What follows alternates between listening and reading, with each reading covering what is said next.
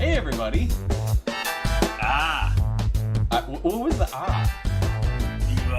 You figured it out, I assume. Wait, what are you talking? Okay, this is a weird moment. We're in the show now, Rob. Oh, okay. We're in the show. Right. Yeah. See, here's the problem. Rob can't see me. I can see him. He can only hear me. And also, we're doing a whole new thing. It's a live show. We're doing a whole new process. Got the chat embedded in the video and a whole bunch of new things. And if someone is not subscribed or is not following me on Twitch right now and they happen to do that, they may see something special. If you want to give some money, you may see something special also. I don't really know how that donation thing works, but I set that up. I'm a real Twitch streamer now, Robbie. Look at that. It's official. Yeah. You're a Twitchy? A Twitcher. That's me. Twitcher. Wait, hold on. Wait, what I want to do... Wait, hold on. I have to take the music off. Hold on. Okay, now the music is off, and so now they'll only hear you when you speak. So now you speak. Oh, so when the music's off, they can hear only me. Perfect. Look at that. Look at what I just did for you. Okay, so we got this. We got it opened up. We got chat. What are we doing? We're doing, we don't have like a certain way of saying trailer talk, so I'm just going to say trailer talk. We're doing a trailer talk. We're talking about trailers for movies and TV shows that are coming out. Yes, technical difficulties. You can drink if you were drinking. I did not get a drink. Maybe I'll do that during one of the trailers. I have my usual Jack Daniels. Okay, all right. I don't have anything in front of me exactly at this moment, but maybe I'll get some a little bit later. Anyway, there's not really a topic. You know, usually when we do these things, there's like a topic, there's a through line through like all these shows. There's a little bit. We'll get to it a little bit later on. But we're trying some new stuff since we're stuck at home and we're doing the stream, and hopefully it comes through in the podcast. I am marking something down for later. Okay, you know what? All right. Rob's not even in this podcast, so I'm just gonna say I'm taking over this thing, and what do I do? How do I get in this thing? Without further ado, I want to say welcome to episode 266 of the RubberOnion Animation Podcast. Now, this one is a trailer talk. We don't know what we're calling it yet, and this is where the chat comes in. I want you guys to listen for the funny and wait for the moment that you hear something that just sounds great. Just sounds like that should be the name of the episode. Put it in the chat, but make sure you tag me at RubberOnion in the chat so that I get like a little thing that pops up so I can see it. Do that, and I will notice it, and then we will figure out what we're going to call this thing at a later time. Ready? Set. This is going to be a bad episode, I can already tell. Oh, yes, I know. Let's get into the show. I'm Don Bluth. I'm Harry Partridge. Hi, I'm Tom Moore, teenage superhero. My name's Adam Phillips. This is Robert Valley. And I'm in no way doing a forced plug. No, sorry. I won't say that. Definitely go for that. And you're listening to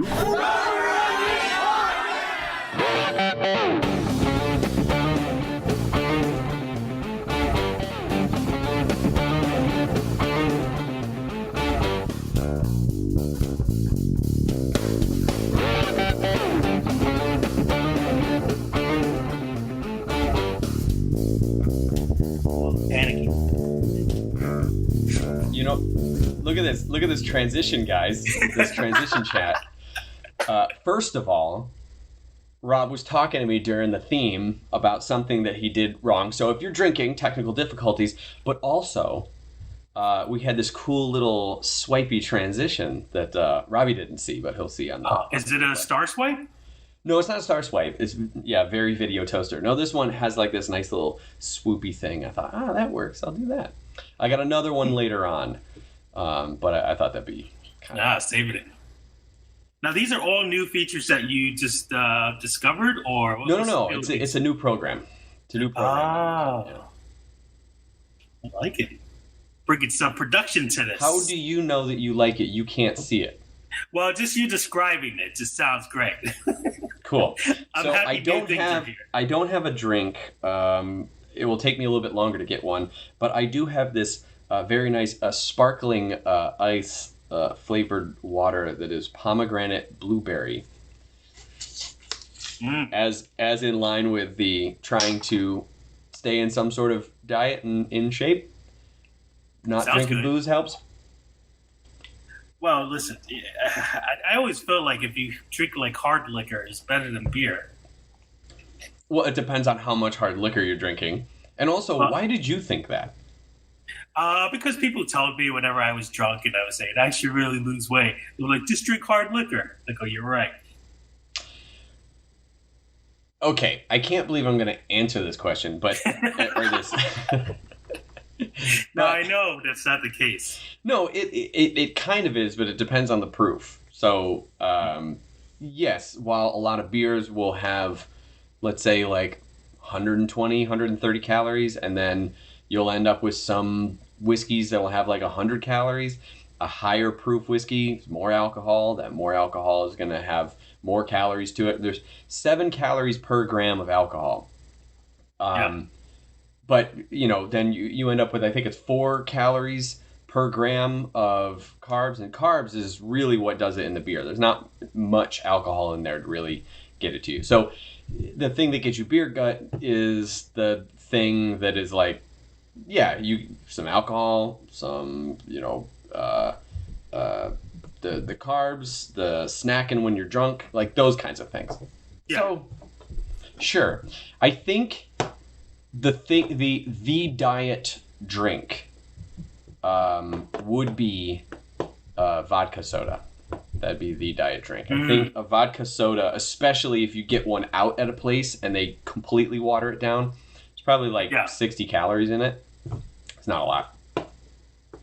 But does it do the trick? Do you get nice and tipsy? I mean, sure. Yeah, that's the latest thing going on now. Everyone's doing drinking online with each other. Wait, what do you mean? You know, since everyone's so low energy right now, by the way. We're on a show. We're doing a show, Rob. It's 8:00, man. I woke up at 12.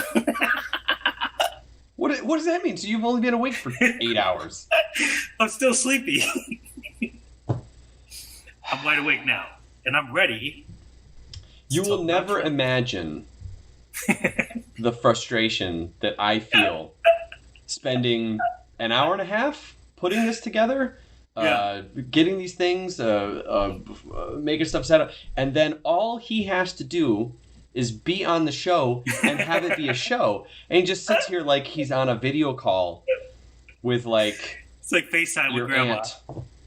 Yeah, it's just your FaceTime. And then you lean closer into the camera so I just get all of your forehead. Oh, yes, I'm going to do less of that. That's why I put on this hat, because my forehead is so shiny when this camera is on. Yes, that is true.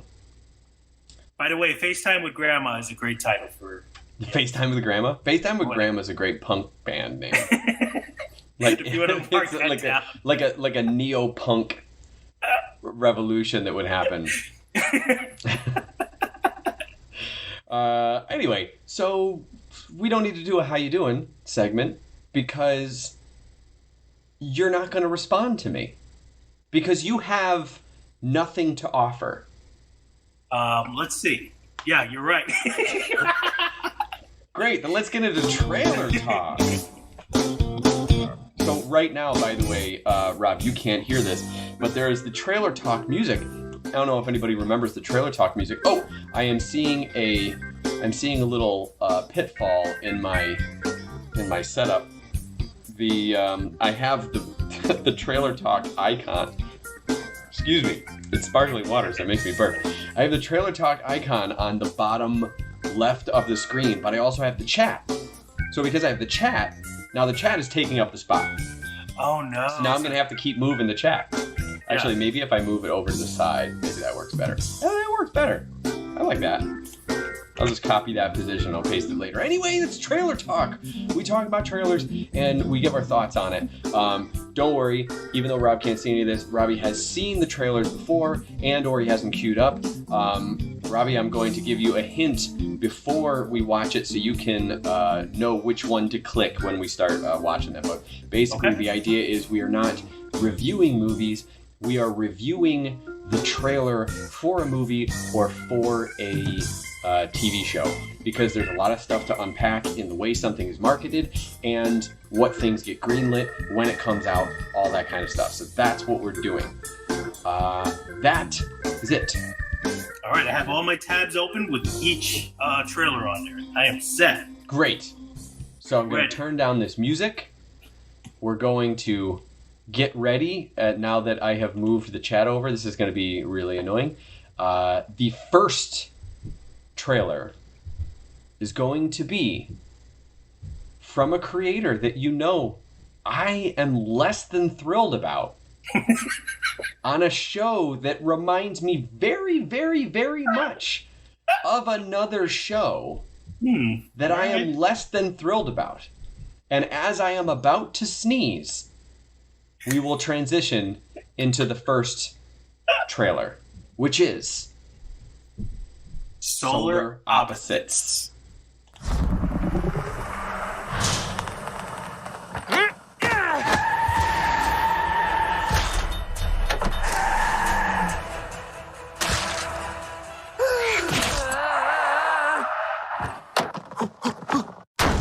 Oh my god, we don't have noses!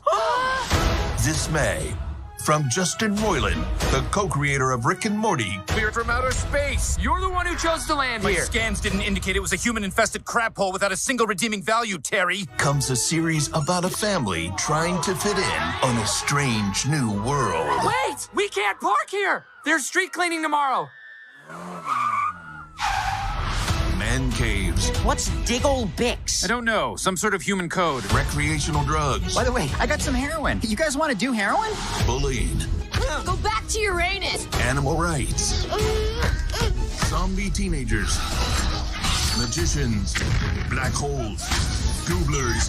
And the pupa. Look at the pupa. I told you to stop giving the pupa candy. He can't eat candy. It gets him sick. Oh, that's sick.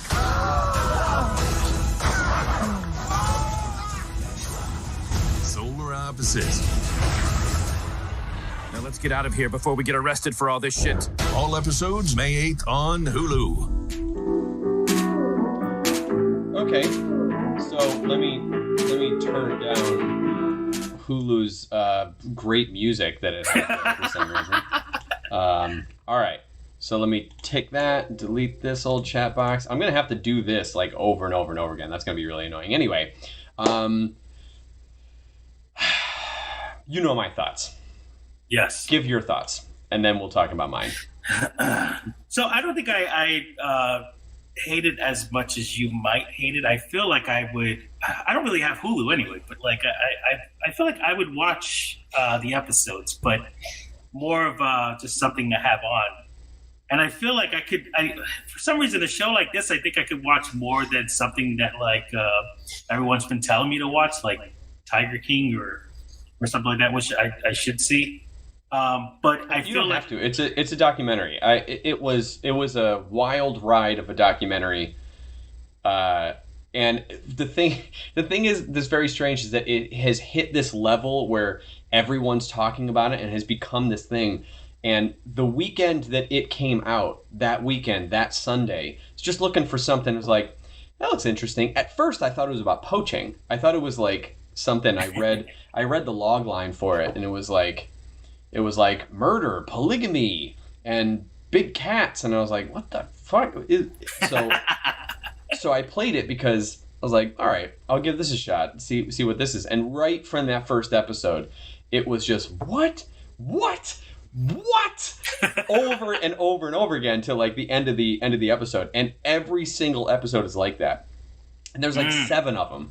So it was just every success. So I started it and finished it in the same day on Sunday. And then that's when I was texting you, was like, okay, you got to see this thing, because if you haven't seen it, you got to watch it. That was that was one of those finds that happened naturally, and it was great, and it was a thing that I shared with people and told them they should watch it, but now it has become such a crazy thing that I'm like, all right, well, I'm not really so much whatever. And then Big Cat People won the topic. I wonder why. Which is strange. Because I call shenanigans. I feel like someone may have just wanted that and they just kept voting for it because it was not winning at first, and then all of a sudden it really took over everything. So I have a feeling that I'm gonna say, you know what, you want to pick one of the other ones, we'll do a mashup.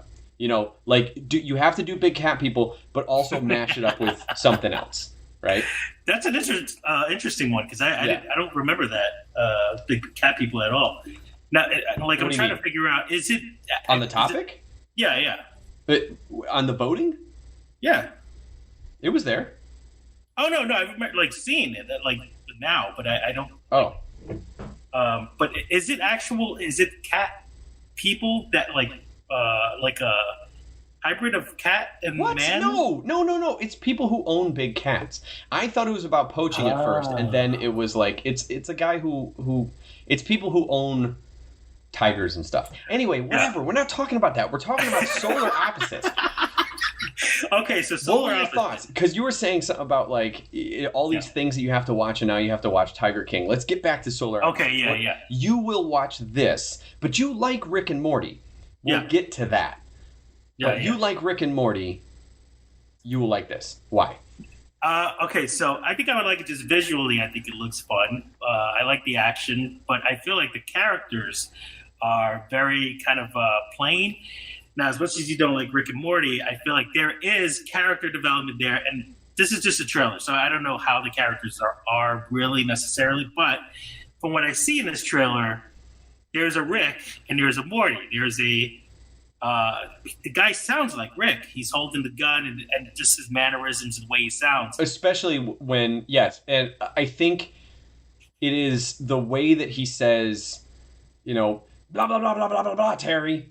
You know, by repeating the name after it, it's like, I'm saying something really matter of fact, and I'm really kind of angry at you, name. You know, that's you know, I'm saying it in a way that makes it seem like I know so much more than you do, name. He delivers every line like that. Yeah, exactly. Yeah. And I don't know necessarily if the other guy is Morty. He didn't seem like a nervous character or not. But I think so far I like the opening shot. A lot of camera angles, and I think it's going to have like fun action scenes in it. You know, just the ostrich getting hit by a car or whatever. Sure. But I don't think it's going to be. When we talked about this, when I first talked about it in text, I said that it's like. I feel like it's going to be a lot of the jokes that Justin Roiland pitched for Rick and Morty, and he turned it down. And now he has probably more creative control over it. And I know a lot of his humor is very, childish in a way. And Dan Harmon kind of brought some, his heart to the story. Now, I wonder if it's going to lack that. You said something. Did you text it to me, or did you send me or did you send it to me on Facebook? Oh, the comment? The comment, yeah. It was a Facebook comment that someone made. Let me see if I can find it. Did you send it to me on Facebook? No, I think I texted it to you. All right. Well, anyway, while you're finding that, because I think so I did like the opening gag. The opening gag was great. He's driving, hits a pigeon on the street, I think, and then goes over a bridge and hits a dove or something in the air, and then goes to his house, slides, and hits an ostrich that's standing. Like, that's funny. That's a funny escalation of stuff. I liked that bit. And then everything after that was just, oh, God. All right. It just looks like nonsense. At what point did you say, like, oh, God, in the trailer?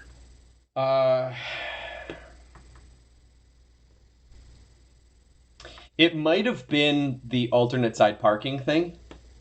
I think I hated that joke. It is a kind of packed joke. Yeah. I don't know where the comment is, but I remember the person saying how they're glad that Dan Harmon's not part of it because he brought too much. Where did heart you send to it? I thought it was through text, but I don't see it here. Okay, maybe because anyway, I wanted to give my response because this is a real chat that Rob and I have.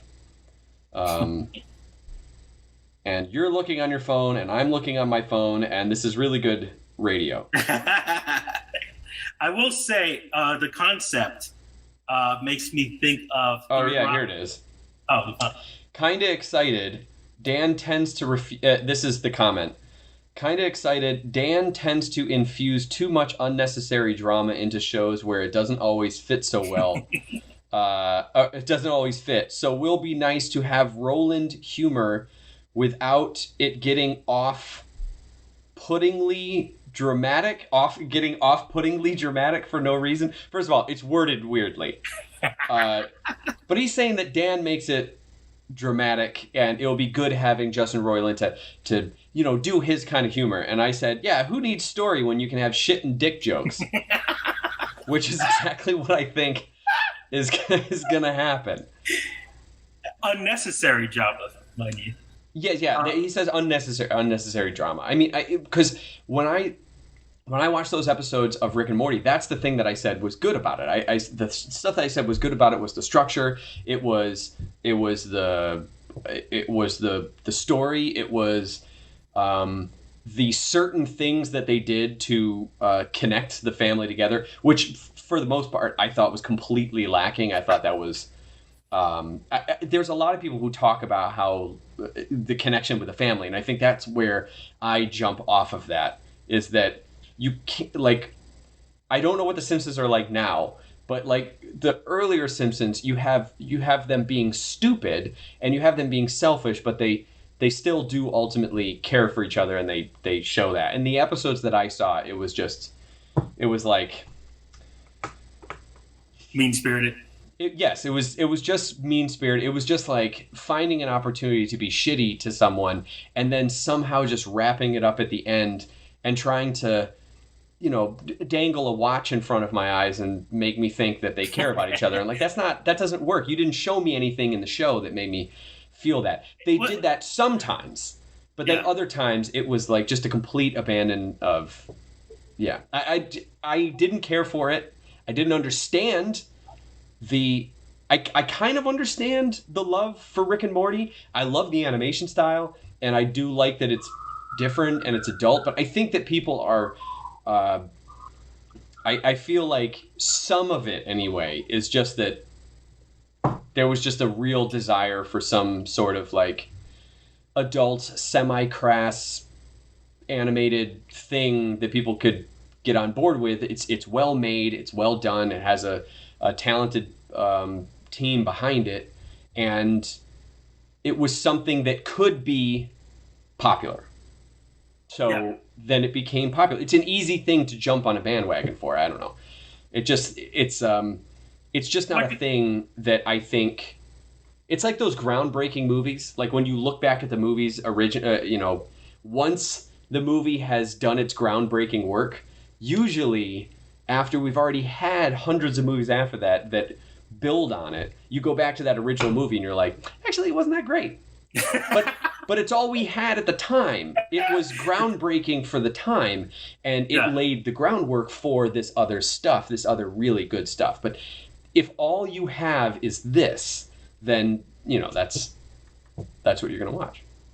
Well, I feel like it has that classic comedy dual team where it's just the nervous Nelly and the bossy guy, and also what plays out is that they have multiple universes, so I think the story can expand from that. But I don't know if this show has that to offer, really.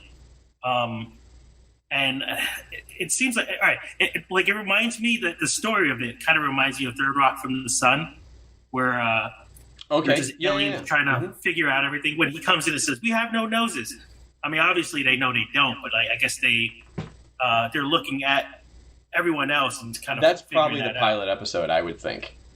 Yeah. But I think Third Rock from the Sun I didn't, we're not watching the show yet, but like, I already know, I feel like Third Rock from the Sun might handle it better. I don't know whether they should have been people in disguise well, or... also Third Rock from the Sun, but like somehow combined with Invader Zim in a way where there's like, it's not just the alien thing. It's also guaranteed that I just saw I was playing the trailer while you were talking, and I just saw the stuff that they have, and one of them was zombie teenagers, and they turn around, they got blood all through them, and then in comes whoever they are, whatever the family is, with swords, like ready to battle them, and you look at that and go, okay, so clearly they did something to make this happen, right? They brought I don't know, someone got an alien flu, and then it went on, created, zombie teenagers or something. That feels very Invader Zim. Trying to do something, or something just happens, and then... Well, it's also like in Rick and Morty, they had this whole... This chat around by... Whoops. Cronenberg thing, where they all turned into these kind of morbid people, and then they had to leave that planet or that universe and go to another universe because they destroyed it. So it seems like they're going to do like dark solutions. They're not going to have like a heartwarming moment. And it is kind of like what you were saying earlier, like Family Guy kind of started off with like Peter Griffin caring about his family and stuff. And it just went, they have moments where someone can die and they don't care. And then Brian the dog gets hit by a car and then they care for some reason because he dies at that moment. Yeah. I mean, I don't know. I don't want to go on a whole thing about Rick and Morty, but this kind of stuff bums me out maybe a little bit, just because the animation looks great and fun. Definitely a very talented team behind it, and I think the concept could work very well with animation. I actually do hope that it works. I think the thing that annoys me the most about Rick and Morty is it is bad sci-fi. And I say bad sci-fi being a huge sci-fi fan. And I feel like when people talk about it, they're kind of ancillary sci-fi fans or have a weird definition of what sci-fi is. It kind of dips its toe in there where it's like technically sci-fi because its plot points are developed as a result of science or something. Like that's the basic idea of sci-fi. If your plot points are surrounding science that doesn't exist or doesn't exist yet, it is science fiction. You're telling that story. Fine. So basically everything that's set in a world with aliens is sci-fi by definition. Because if you're going to ground it in some sort of science, then okay, you got that. And since Rick is a scientist, and a lot of his stuff he's dealing with, like, interdimensional portals and stuff like that. That's sci-fi.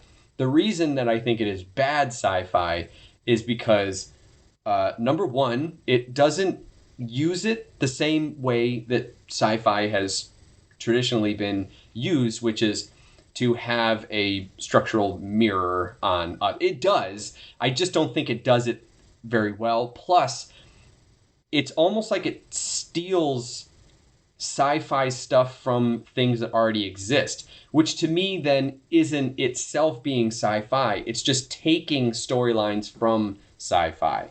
Does that make sense? Like, yeah, it's like you're copying something and you're wearing the clothes of the thing that you're copying.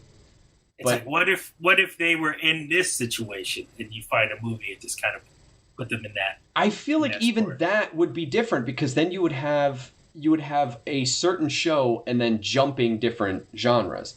But basically what you have is something that is like, it's referencing these other shows, these other movies, in such a way that it is copying the things that people know and remixing them with other things that people know. And I think I brought up this when we were talking about Rick and Morty before, which was the mini world, whatever they went. Okay, yeah. Okay, that whole like sequence, that whole final sequence when they're chasing, and I think Colbert was in that as well. There were like parts that were good about it, but that I'm watching, I'm going, okay, I saw that whole thing, that whole storyline was in Futurama, which was referencing a sci-fi novel, and then the whole final sequence was Inception. The thing about stuff happening at different speeds, the smaller into dimensions that you got, that was the whole final sequence of Inception.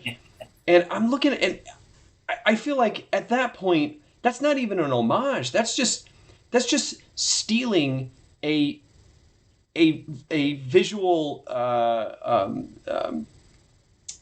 flourish or action flourish from Inception. If you were to see that thing happen in a movie, you'd be like, oh, well, they just stole that from Inception. But it gets away with it because it's comedy. And because it's comedy, it gets to say we're satire. But it doesn't know if it wants to be satire or if it wants to be a parody. Does it want to say something about a specific thing, or does it want to say something about all things? And when you do one or both of these at the same time, you have to then say something about your world and your characters. I don't think it wants to do that. I think it just like comes up with these ideas and like, that'd be cool, and then puts them together.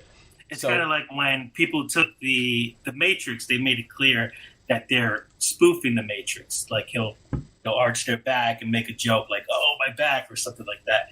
But it was obvious that they were... That is parody. Yeah, so that's a parody of the Matrix. But then if you were just to dress up, if you were to have a movie where at one point someone comes out and they're in a long trench coat and they got glasses and they're just talking kind of badass, that's not necessarily parodying the Matrix. That is now a satire of all the movies that came out around the Matrix time that had long trench coats and, black glasses, because we had like Dark World and Underworld, Dark City, Underworld. What was the one with the gun fu? Oh, Christian Bale. We watched that. It was unbelievably bad. And I remember people in college were like, it's like a better Matrix. Like there was always that crowd that was like, I like it better than the Matrix. And like the gun fu was so good. It was so bad. Was that after Matrix? I think, it was after Matrix. And I think we talked about that at one point. And there's a lot of people that love that movie. And I think it's just, if it caught you when it came out, you got that feeling. It's like me and the Turtles, right? I will talk until I'm blue in the face about how... Equilibrium. That was the movie. I will talk until I'm blue... Thank you, Samuel Albro. Told us. JJ. I will talk about the original Teenage Mutant Ninja Turtles and talk about how that was, in 1990, was really well done. It's a legitimately well done movie. But that's also because it's possibly the first movie I ever watched. I enjoy the franchise. I think it is the best thing that the franchise did at that point or around that area. Anyway, I still think that 2003 cartoon was better all around, but I think that as far as sharing something with someone, I could totally watch that movie again. But there's some silly stuff. It's a movie for kids that doesn't have to be for kids, if that makes sense. Yeah. But it's definitely a movie for kids.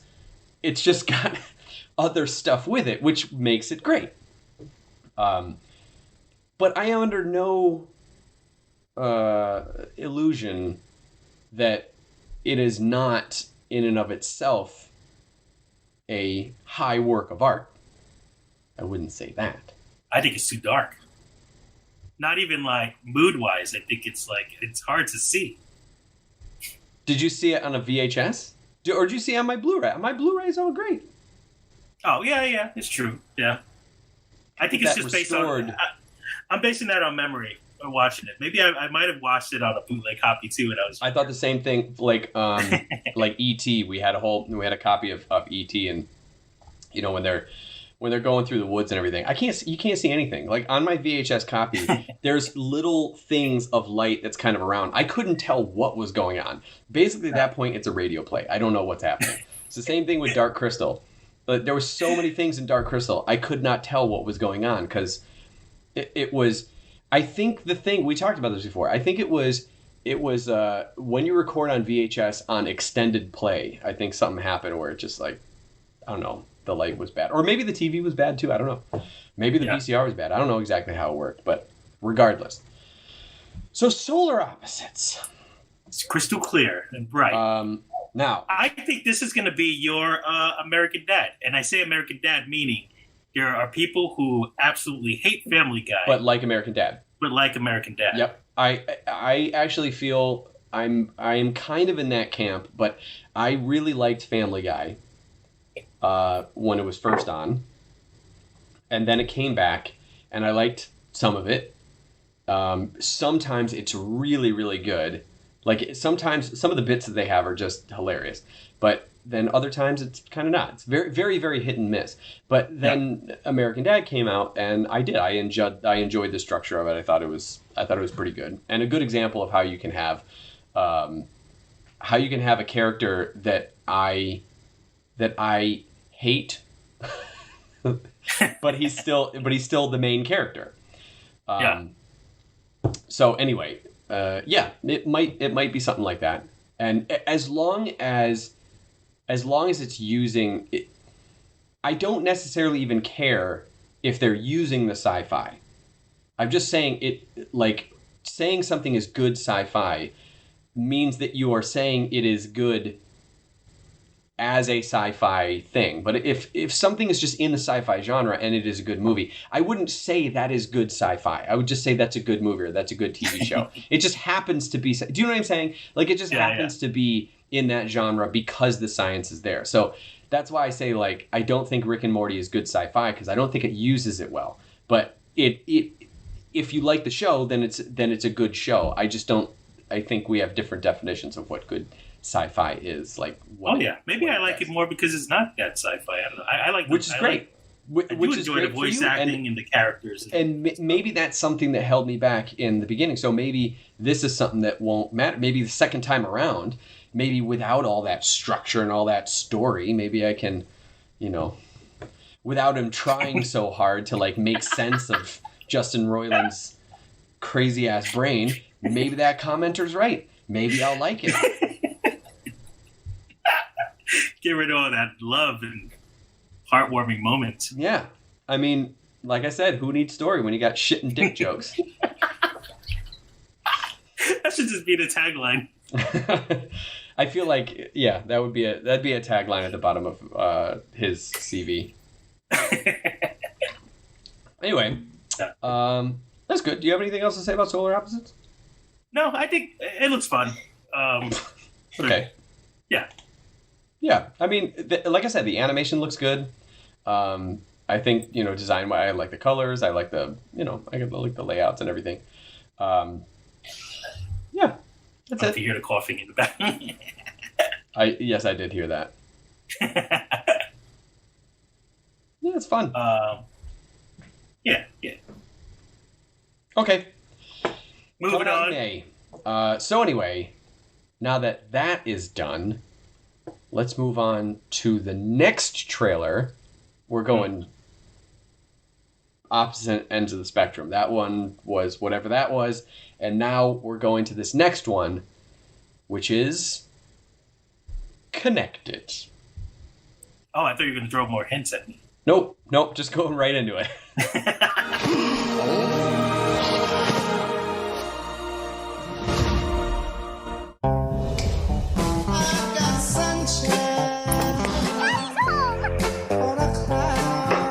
Katie used to be my little buddy.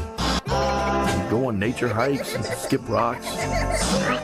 Slow down there, killer. Are you excited for camp? Don't make me go. We used to be so connected. Hey, Dad, smile. You know, you could experience things a whole lot better without that camera. Dad, this is how I experience things. I don't think... Yes, tomorrow I'm finally leaving for college. But in the meantime, I made you guys this goodbye video. You know what? This is our last night together. How about we make 10 seconds of family eye contact? Starting. Put your phone down. Now. No, you're allowed to blink. It's just eye contact. Oh, finally. No screens at the table. Lynn, why are you kicking me? I don't understand. I'm just gonna... No, look, I'll watch it. Dad, it's too late. Look, I want to watch it. Dad, this is exactly why I'm excited to leave tomorrow. Katie. I know you can fix this.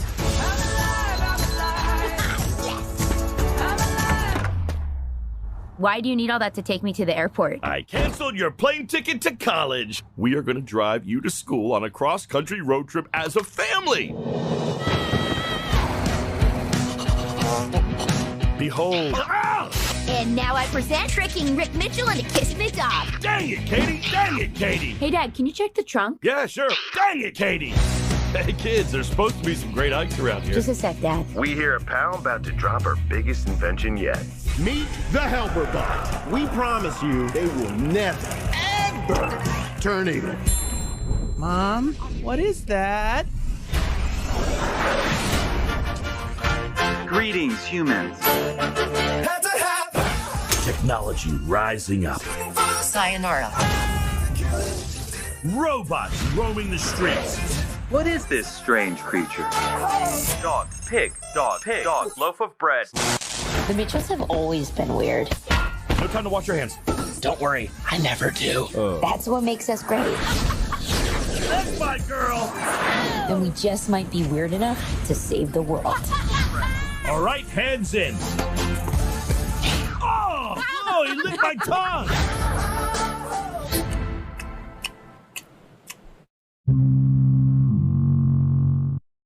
And I even They couldn't hear anything that we just said, by the way. What? Audio. Oh. So, great. So let's say it again. All right. Great.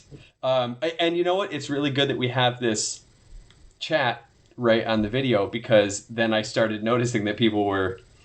Because I started seeing, like, Rob insert pun, Steve's laughed at pun. I was like, what are they talking about? Is it no sound since you played the trailer the first time? Awesome. Yeah. Can you imagine we did the rest of the episode like this? Yeah. So, anyway, I was just saying, High Hopes. We hate High Hopes. We hate that song. Pete Buttigieg used it in his thing. His former presidential campaign nominee, one-time attempted late-night host, guy who's on Instagram now growing a terrible beard. I hate High Hopes. It's such a forced happiness song. It's really bad and it's really annoying. It's a song you put. It's a song that plays in Dwayne Reed when you're walking around looking for aspirin or something. Sure, it's definitely a bathroom song. It's definitely a song that you hear in the bathroom. Ugh, it would give me a stomachache. Yeah. So it wouldn't help my stomachache. There's that, and then the other thing was I was describing this whole animated short, which I'm not going to describe again, but there was this whole animated short that I had, which was revolved around robots that looked actually a lot like those that came into a town, were kind of taking over town, and then the kids are the only ones that were there to be able to, like, save the town from this very... And there was a few shots in there that were actually in my animatic. I have a whole orchestral song that I wrote for it. I put it to an animatic. It's all set. It's another one of those things that I have that's ready to go that I haven't animated to. So, anyway. I think the overall thing with this, I like the design, but there's something about a family in a movie that I don't know, like an animated family, like the Croods. There's like, I don't know whether it has to be an individual character that I have to focus on more, But like, there's something where I'm just like, I don't know if I really care to see this family's journey. See, I mean, that's the one thing that I liked is I liked the family. Boy, it's funny. I clicked away from us to go back so you could see the video that's still playing underneath it, and it was just like 5 seconds of saying "connected," coming in whenever it was. Sorry, go ahead. But it could be like an animated vacation. Vacation movies with Chevy Chase, you know. National Lampoon. Yeah. I've always enjoyed that kind of movies. But the robot aspect of it, that's when it's kind of like I wanted this to be a little bit more grounded to reality. And once the robot showed up, I just kind of like, I don't know. Unless they go to like, I like when people go to a theme park and everything goes haywire and stuff. Like if they had that kind of aspect to it. But like it's literally, yeah. There is a Nicolas Cage movie now where they're making it. He's in a theme park and the animatronics go crazy and they chase him around. Like that I want to see. Oh yes, okay. There we go. I do like the character designs. I like that they're doing some. They show the girl doing like a stop motion thing. I hope that maybe like at the end of the credits you see the thing that she was doing the stop motion thing of. They also do a kind of like Lizzie McGuire kind of thing where you see she expresses her emotions through a 2D character that kind of pops up. I don't know if you noticed that in the trailer. You're doing that thing where you're leaning forward and getting a lot of your forehead again. I don't know what it is about you leaning forward. I don't know. Why do you lean forward so much? Why can't you just sit in the spot and talk? I'm always like someone who has to tell you a secret. I'm going to try to live. Maybe I should have some kind of like, you know, those dog collars that when they go too far, it shocks them. No, just sit in your chair and talk. You don't need to lean forward. Nope, I need a shock collar. Okay, all right. What you do on your own time is your business. There is one thing that made me really laugh in this trailer. Is where the father trips and he hits his face on the door. What does he keep saying, by the way? He says something like, not damn it, but darn it. No. Fuck. Yeah, thanks. That doesn't help at all. The pug is cute. I like the pug. I like I like all of these elements. And you're right. As soon as the robots come out, then it's okay. Well, I get where you're going. Connected. They want their family. They want to be connected. We're all connected on the internet. They're all connected and connected. I don't like it. So the reason that I put these two back to back is because this is another example. It looks great. I think that is something that really could work, and this may be an awesome movie. In Solar Opposites, I looked at it and I was like, that opening bit, the very beginning, funny. I like hitting the birds. And then hitting an ostrich just in the street is funny because like that's a classic 3-point setup, like 2-point and then the third punchline. It's normal thing and then another normal type of thing, but in an extreme circumstance. So it's like a normal bird on a street runs over. Oh, that was extreme, and then jumps over a bridge and then hits a bird in the air. That's funny. That's the setup. That's the joke. And so you're not expecting another one and then slides in and hits an ostrich. That's even funnier because you thought the joke was done and now it just goes beyond it. That was great. And then everything past that was garbage. Not garbage. It's a hyperbole. But everything past that was something that I was like getting less and less enthused about. And I already knew that it was Justin Roiland and I already knew that it was very Rick and Morty like. That's not the thing that put me off. It just felt like I wasn't getting into it. And this was very much the same way. In the beginning, I was like, I like all this. I like what they did with the old time when they were growing up at the VHS. We talked about VHS on this show for some reason. And then her phone working that into the story when they're sitting at the table and he's like trying to get everyone off their stuff, and then they're driving her to college. All this stuff is great. It's a great setup. I'm into that. And then they give me robots, and I'm like, I don't want robots. You had a great movie there. Why'd you sully it with like an Iron Man reject? That's basically what it was. It was like all of a sudden now it's Ultron. I don't know. Maybe it'll be great. Maybe it'll be one of those just as a it just felt very strange to go this one place, and I was excited about that, and then to turn to this other thing that I'm less excited about.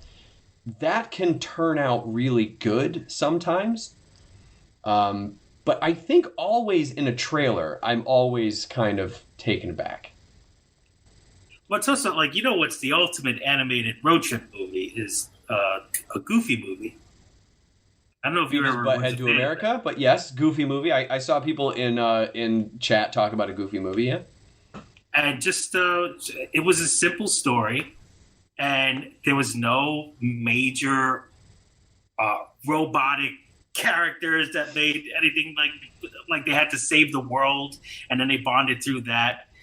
It was really just broken down to like a father and son getting along, and I feel like they did that simple, and I don't know whether that the original pitch for this might have been that, and then somebody was just like, no, we got to throw in some robots. We got to maybe it started that way, and then they thought, because there's a lot of that adage of don't make it in animation unless it has to be made in animation, unless it would only benefit to be made in animation. But I feel like now we're past that point. Now it's not necessarily about animation being a necessity or not. Like, I would do that a lot, especially watching something that's like, well, why is this animated? This could be something else. And it's more often than not, I feel like it's because there are things that want to be animated and they want to actually be animated, but they don't have the time or the money to do it. And so they end up being talking heads. And then in that case, you're like, well, why do you need to be animated? And so, but now we're to a point where I think the technology is so ubiquitous to everyone that I feel like now it can be, it always could. Goofy movie is a good example, even though they do kind of crazy stuff, but the concept doesn't necessarily need to be something that you couldn't do in live action. Do you know what I mean? It could totally be something that you could do in live action, but you're just doing it with animation, and it would be an animated flourish. So the look of the movement, all these characters, their designs, the way the dog is, like what you can do with certain things, and the environments that they go to, all the different places that they go to, that would have been awesome. And then there's just a scene with the daughter like flying through the air and like, with colors all around her, like destroying all these robots. I'm like, all right, okay. Maybe it'll be good. Yeah, it's refreshing to review. Maybe it'll be good. It's definitely refreshing to see characters that look like this. But I feel like this is a Netflix movie. Oh no! What do you mean? Why? It just feels more for Netflix than anything. Why? Because you imagine this being pitched in the studio, and then they're going to be like, okay, other than the robots, what do you have to offer other than it's a family going on a trip to bring her to college? And I feel like it's not I don't know, man. I think you're going off the rails on this. I don't know why you think that looks like a Netflix movie. Are you saying conceptually, you're saying like the idea of it would be something that they'd have on Netflix? Yeah. Because on that note, I would say Big Hero 6 would be a Netflix movie. Big Hero 6, not the way it looks, but the idea of it. Yeah. Big Hero 6? Yeah, right? That one feels like that would be a Netflix movie. Yeah. Really? You don't agree? No, not really. I feel like Big Hero 6 was good enough to be in theaters. The story? Maybe the story, no, but I feel like... But that's what you're saying. Are you saying this looks like visually, you're saying this looks like a Netflix movie? Oh, no. You're saying the story does? Yeah. But that's what I'm saying. The story of Big Hero 6 was a Netflix. What are you talking about? Are you in No, I will say the story, right now? The story of Big Hero 6 would be more of a movie. Because it's just... Because it's around the time with all the superhero movies that were very popular. Which is exactly why it would be a Netflix movie. I disagree. Okay, what do you think exactly makes this a Netflix movie? Because I've seen things like this on Netflix. This doesn't seem like when they first thought of it, it doesn't seem like a guarantee that people are going to run to the theaters to go see it. And I feel like as great as the characters look, as great as the story could be, and even if they throw in robots, there's nothing in here that will have people want, unless it's like families who are going through this right now. But when you break it down, it is a kids movie, and it's a big risk because it's a kids movie about a girl going to college. And like most of the kids who are going to go see this are not at the college age. So I feel like it doesn't seem like a guarantee. I am disagreeing with you more on this than on other things that we've talked about. I don't think this looks like it's marketed for kids as young as you're saying. No, I mean, I guess a family can gather around and watch it at home on Netflix. I could see a family all sitting on a couch and be like, oh, let's look at that movie. To go to the theater to see this? I don't think people would do that. Well, I guess we'll find out. Well, they can't do it now. So we'll find out when it is released. So, we're done with that. We're done talking about that. We have to talk about something else because we go from one family to another family, and that is the Willoughbys. That's the next trailer that we're watching. Watch that.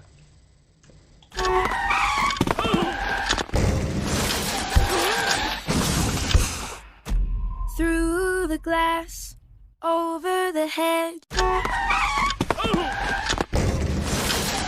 Sorry, that was my bad. I restarted Through it. the glass, over the hedge, follow the rainbow to where my dreams begin. Shusher! I will be free. I can't knit! All the Willoughby children ever wanted was to have a normal family. But their loving parents had no love left over for them. Hi, Mommy. They are creepy. Barnaby's, you stop! Our parents are the worst. Just think about how great our family could be if they were gone. How do you propose we discard of two insidious grown-ups? Easy. No! No, not there. There. So that's why the Willoughby children... We shall craft a dangerous adventure. ...are sending their parents on a trip to die for. Ghastly! Ruthless.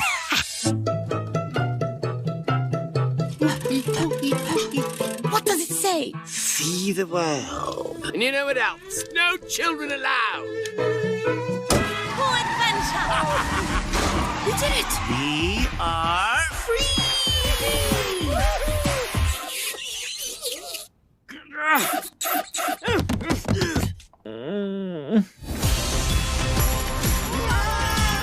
Hello! Danger! I am your nanny! I cook, clean, sing! What? You sing? Yeah! Family services? We've received reports of children without parents. Kids, we have to go. As long as they think you don't have a family, they'll keep chasing you. We have to stay together. We're gonna find a new family. Yeah, nice. We're gonna be alright. My duty is to look after you guys. All I wanted was a great family. You have a great family. They need you, and you need them. It's a candy factory. Well, Life's a bitter treat without someone sweet to share it with. What are you feeding her? After them! Annie, the gate!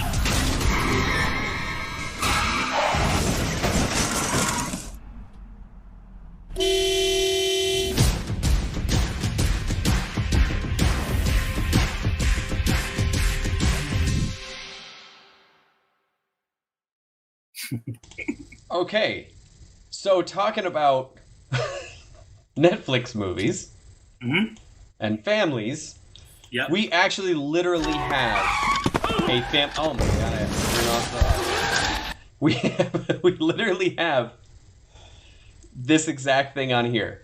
Does this look like a Netflix movie? No, this should be in the theaters, and the movie and the trailer before that should be on Netflix. Okay. I will at least grant you one thing. Oh, what's the Eastbound and Down guy's name? I always forget his name. McBride, Danny? Yeah, Danny McBride. Okay, so Danny McBride is the Daddy McBride.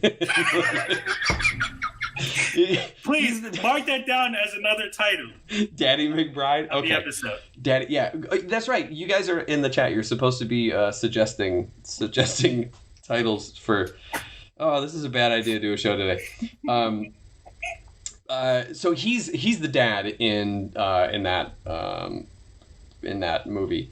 Listen to the cast of this one. You saw it there, kind of at the end, right? You saw like the list come up. Will Forte, Martin Short, Alessia Cara, Jane.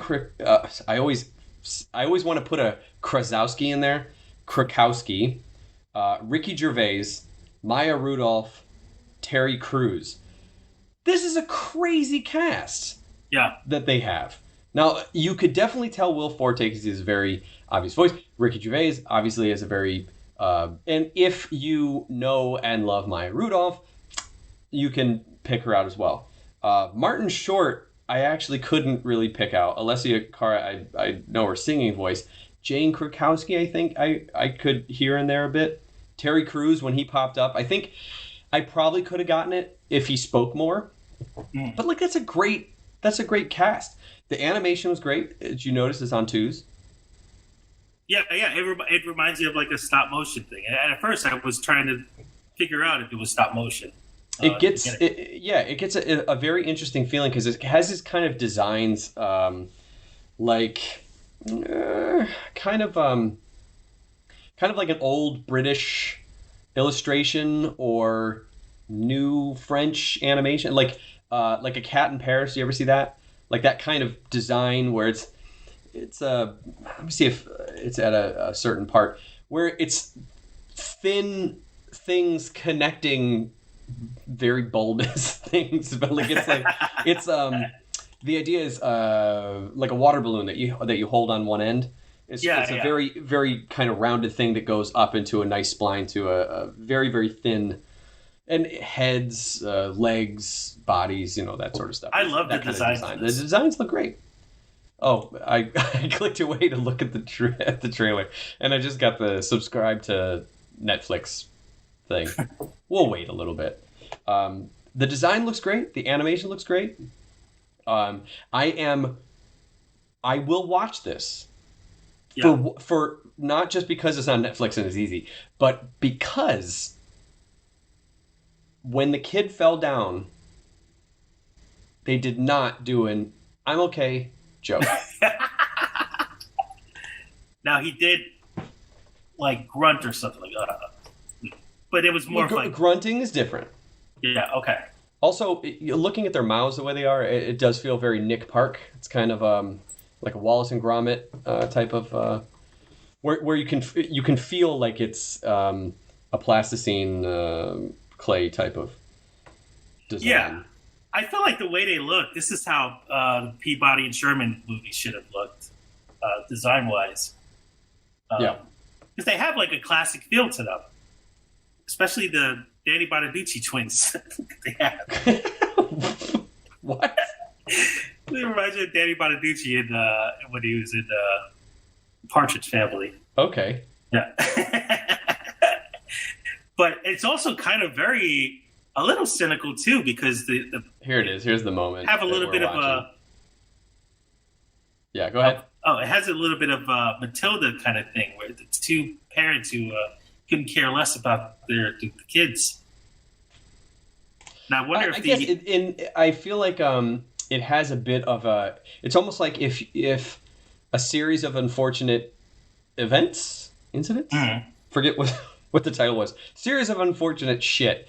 If that one was not as dark, if it was more bright and colorful and kind of fun, I feel like it's kind of in that tone. Yeah. Yeah, and here's my explanation. Maybe a little bit of James and the Giant Peach type of thing, but again, colorful. Yeah. This is something that that Leica would do. Yeah. Yeah. Oh yeah, definitely. And I would say this is why this should have been in theaters, because it's also an adventure with kids, and that's what's separate from Connected, where it's a family and a girl going to college, but I feel like this in theaters would be more successful, I think, than I think Connected will be. That's an interesting thought. I don't necessarily agree. You think that this would be more successful just because it's all kids? No, but it has a tone. Because the other one is an adventure story as well. It's just half of the trailer is selling a different type of adventure story. But what we're actually going to get is the first act is going to be them on a road trip, and then the second act is going to be robots, and then the third act is going to be crazy. I almost wish that the Addams Family trailer came out in this kind of tone. I think, actually now I'm kind of wondering, because when you look at these designs and you look at the characters, I guess because they're designed so similar to one another that maybe it said the extras are not designed like the Willoughbys.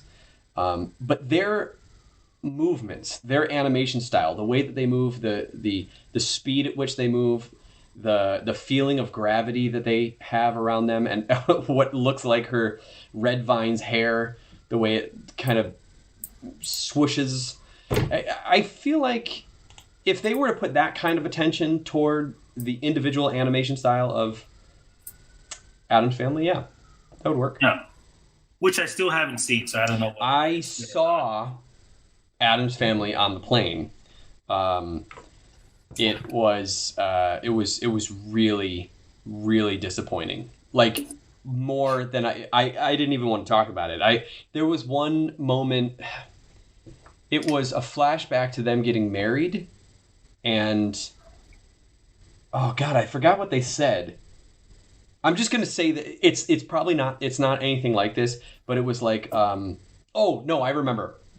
It was, okay, now everyone take your limes, drink your limes, or take your limes. Now put the lime in the coconut and drink them bowed up. Oh, they literally. So I thought, what in the flying fuck does that have to do with Addams Family? Maybe I'm missing something. Maybe that's. But it was so random to me, to my sense. I guess I don't know a ton about the Addams Family, but my thought is that is not part of their lore. I don't know. It felt really, really bad and really kind of desperate. And there was just a scene of, I don't know. There was a lot of stuff like that. It was disappointing.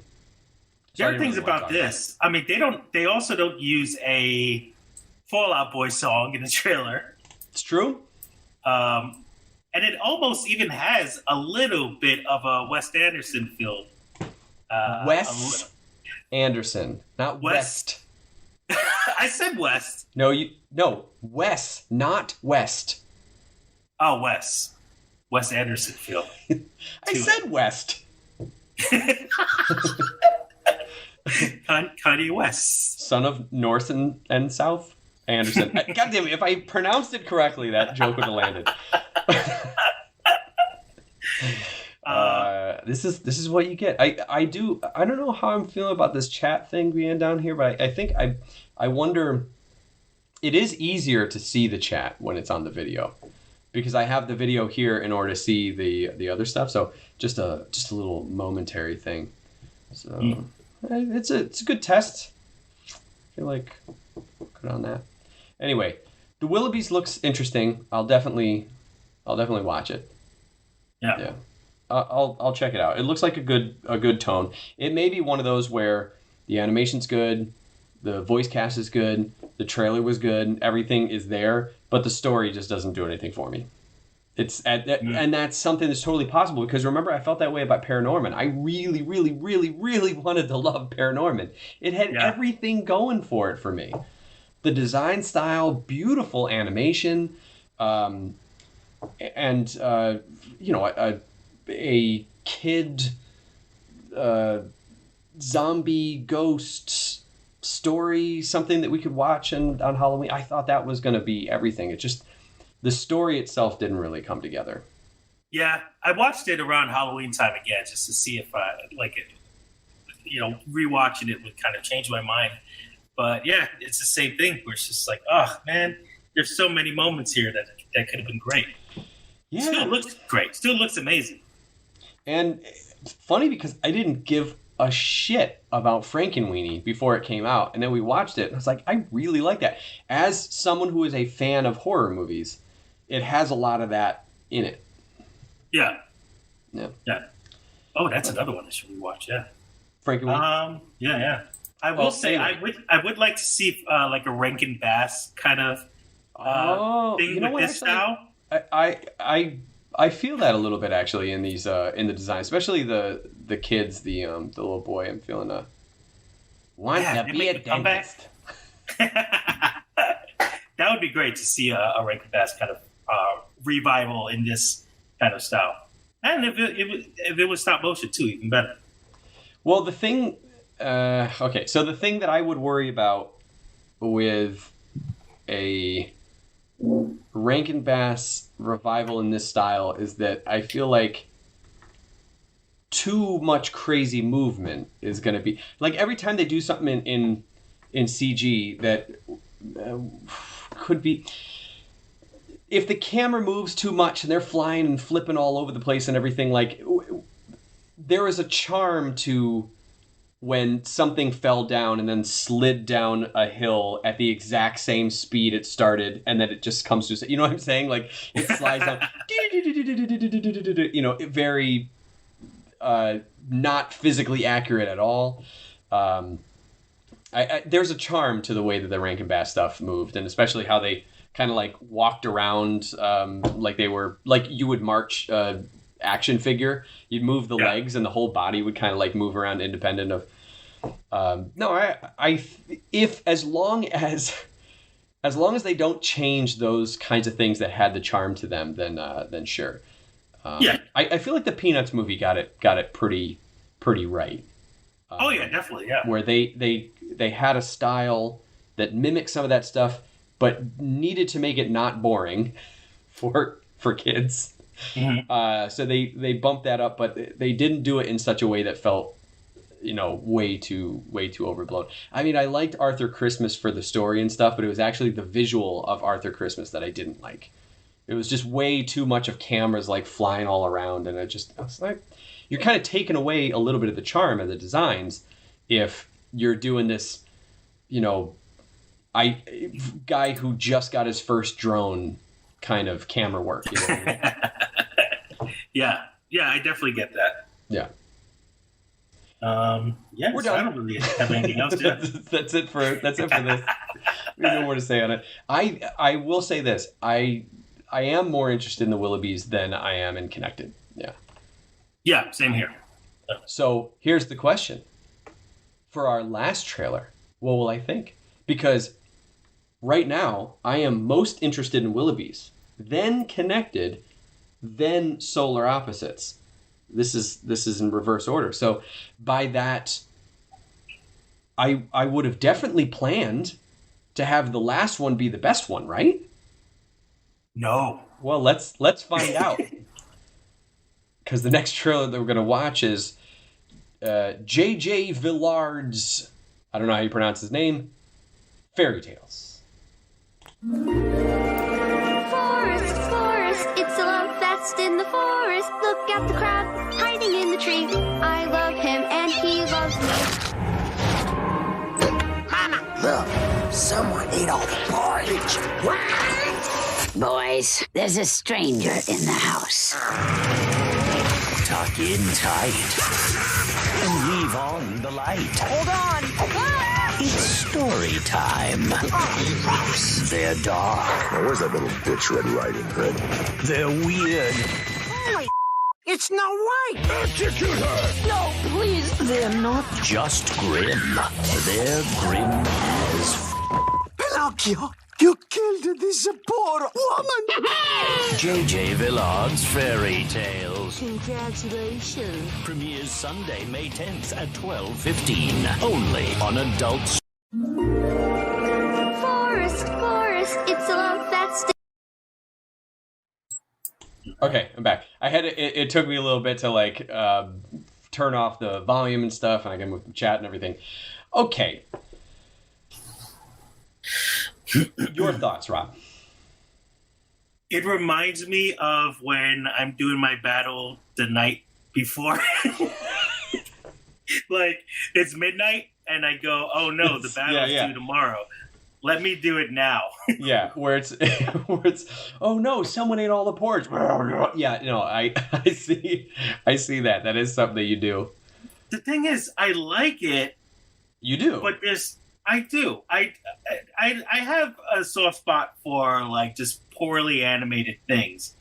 However, I feel like wait. Poorly animated things? Yeah. Because I tend to do a lot of stuff like that too. I struggle with walk cycles, and I feel like what I told you when we first looked at this trailer, you texted me. Boy, this recommended videos screen, by the way, is like taking a long time. I'm trying to click away. Go ahead. Sorry. This makes me feel less insecure about doing other projects and other shows and studios because I feel like I can work for this. I could definitely. I don't know if there's any turnarounds in the show. I don't know if there's any kind of like. You know what? No, I don't like the way that looks. It looks like they just trust you, and I don't know who's the first person to pitch. Hey, how about we just not have them walk? But it's not even like. I knew you were going to say. Okay, let me just point out: the walk is the thing that we see. I guarantee, because we're animators, I guarantee there is a whole bunch of people that are going to watch it and are going to think that's funny because they did it. Oh, what a ballsy move to like not have them walk. And it's just like that, just kind of hopping around. It's a funny stylized thing because you watch the rest of it and the hair flying, blood flying, morphing, eyes exploding, whatever. There's a whole bunch of stuff that's happening. I bet working on the show is not necessarily they'll just let you do whatever you want. I bet there's like, oh no, we want it to look bad in a specific way. That kind of thing. I would disagree that this is something that is poorly animated, at least on accident. I think all this stuff about like them hopping around. I mean, I'm looking at this and the designs, the styles, everything screams out to me that they are trying really hard to make it look like a particular style. But the animation, it does look like, okay, so when he licks the toilet bowl, right? That thing. Bends down and starts licking it. He's not scooching forward. He's sliding forward, which is like in itself, that's not hard animation to do. But that's not because they're lazy. That was a choice that was made in order to do that. Mm-hmm. It is a thing that they have decided this is the look of the show that we want. And on that, I feel like it would be way more annoying because it would be like you would make a decision on how to do something. You would either they're going to give you the directives from the get-go and you're going to be locked into doing this exact thing and you're going to have to just imagine what kind of bad animation do you want, or you're going to cut corner on this one and they're going to go, no, we don't want it that because the style of the show is more like, you know what I mean? That kind of annoying thing, if they can't articulate what the style of the show they want, I'm talking like a showrunner or a director or whatever, even if the director doesn't even understand the style, maybe the showrunner knows the style that they want and is having a hard time communicating to the director. The director's trying to do an animated show and doesn't know how to dumb it down in the right way, So anyway, there's that. And then there's the other side, which is, I think this looks terrible. Meaning just everything. The overall concept everything. Of it? I don't think it looks funny. I think it looks ugly and disgusting. I think the poor animation is a choice, and it is a bad choice. I am annoyed that it is grim fairy tales, but then he puts his name there, fairy tales. No, it's still the same story. You're just taking it and turning it. So if you made up your own fairy tales, then it would be your fairy tales. Other than that, it is just a bastardization of the fairy tales that already exist. Then they could have called it J.J. Villard, I don't know how you pronounce his name, J.J. Grimm Fairy Tales or something like that. I think everything about this, top to bottom, is bad, and I think it is going to be depressingly popular. Oh, no. Yes. Don't you think? Yeah. What I want to know... Well, it's the punk rock thing. Oh, I can do this. Sure. So it's like... But this is not the Ramones. This is not the feeling of listening to a punk album and being like, yeah, if I got some of my friends and record in a garage, I could do this kind of thing. This feels more like,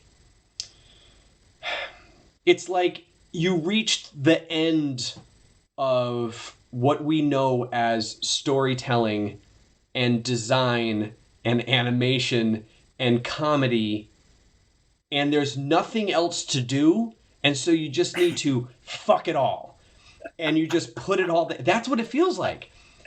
It's kind of like how I get annoyed that all TV shows now are just screaming, and it makes me sound like a really old guy, which fine, but just because you yell something, that's not comedy, right?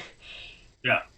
The story in this, it's like they're getting away. I mean, I assume, I don't know, I haven't seen the show, but I'm assuming you're getting away with not having a story because people know the grim story, the fairy tales.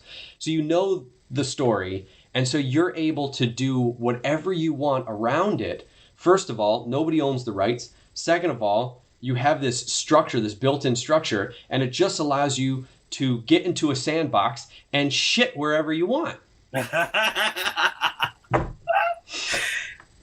It feels like, because there's so many like web animators. Did they say web animators? Web animators? Really? Yeah. That's where we're going with this? There's so many pretty kind of really talented animation online on YouTube and Newgrounds. Okay, is it Jamie Rodriguez who did the prank thing? Oh yeah. Okay, so you look at something like Jamie Rodriguez, can do really good looking designs, and then through the process of animating makes them disgusting. They look revolting. Very smooth animation, morphing animation, no storyline at all. I am completely intrigued. I watch all of them. I don't think that there is a point that he wants to tell. And I think if you take this, it's not the design style that bothers me. It's everything that's kind of around it, because it feels like the stuff that's getting greenlit a lot of the times are things that look either ugly, they're animated poor, and it's like a shorthand. It's a new shorthand to adult animation. This is adult animation because we don't need to play by these rules. It's not polished. It's cooler. It's underground. It's kind of like all the Late Show and all the TV shows, whatever, that are doing stuff on YouTube now. And I just saw this. I was watching Top Chef, and in between, like, it's on Bravo, and in between the stuff, the episode in the commercial break, there was a commercial for watch what happens now or watch what happens live, whatever the thing is, with Andy Cohen. And he's doing it like you see something like you see Colbert, you see John Oliver on Last Week Tonight, and they're setting up their iPads, their iPhones, whatever, to record something. They have another thing set up where they're doing some sort. Even Bon Appetit. I was watching Bon Appetit this weekend. The Bon Appetit fucking Food Lab crew has their phone or has a camera set up where they're doing this, and then they have like a Zoom recorder, probably was sent to them, something like that, and then they're watching Zoom X, like the recorder that I have. I don't know where it is. And then they're on a Zoom call, on a conference call, and they're all kind of doing it together as like an actual show, trying to make it look good, but they're still at home. There's a charm to that already. And then here's Andy Cohen with a selfie stick, and he's got his phone that he's stuck out, and it's seeing him, and he's got headphones in, he's got earbuds in, like he's talking to someone on FaceTime, and he's doing a show, and the recording that they used is the recording that you hear when someone calls you on Skype that's like shitty audio. It sounded bad. Now, that is like so annoying to me. Because you know the reason that they did it, that was because they want to show, oh, we're doing this from home. I know you're doing it from home. Everyone knows you're doing it from home. Everyone's home now. Every show is from home. You don't need to show that by doing it on your iPhone and having shitty audio. This is how I feel about this. I'm bringing it around. This is how I feel about this. This stuff about people making something look bad to prove that they are doing something just along with the rest of you. I'm just like the rest of you. Now you look at, I got the subscribe. Actually, it's pretty great that I click away and now I get this recommended video subscribe button with just, it just looks, I don't know, really trashy. But, it's up there for a long time. This feels like the equivalent of that, where it is where it's Adult Swim that is saying, we want to greenlist it. We want something to look like we are punk rock, we're edgy, we're cool. Come watch our stuff. Yeah. But I feel like they kind of missed that time, because I feel like I think we're at an age now where we kind of desire more, animation that is like better looking, like this guy, the guy who made this, he did a cartoon called King Star King that was like... Oh, I'm sorry. Do you mean this? I have it. I'm watching it right now. Okay. Yes, this is King Star King. Let me make sure this thing is looping just so that it makes my point. The animation in this, while I'm glad that you brought it up, but I had it all keyed up because I did want to bring it. This is the thing that he was known for. Yeah. The animation itself is smooth to a point. It is, let me, I'm moving this thing. Let me move the chat out of the way. Sorry. Okay. It's smooth. The designs are very purposeful. It all looks like the exact same show. It's wild. It has a particular style to it anyway. However, the thing that it is disgusting. That's it. Right? So that's the pitch of the I want to make something disgusting. Yeah. And so that's what I'm going to do. And then it was just everything they could do to make it disgusting. This is what, you know what it's like? It's like the joke about just watching so much porn that now you've watched all the normal porn and the only thing you can do is watch some really depraved shit to get off to anything. That's what this is. That's the equivalent. It is like you think that you have watched everything there is, or everything that is out there is made for someone other than you and you're too cool for it. This is the only thing you can watch, which to me is like hipsters buying 8-tracks because they're like, it's about the sound, it's a different time, even though 8-track sounds like shit and everyone knows it. Sorry, I'm moving the chat, making it a little bigger. Yeah, do you think a little bit of him? Do you think he's disappointed a little bit that the fact that not that King Star King was amazing, but like it was experimental and it looked like it was just fun to make and kind of have the animators experiment and stuff like that. And now he's just like pretty much doing motion tween, and then having the character kind of badly glide.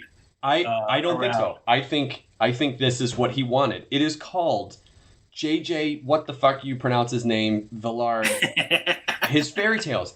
He's the show. He's the creator. He's the showrunner. He's the one. This is his decision.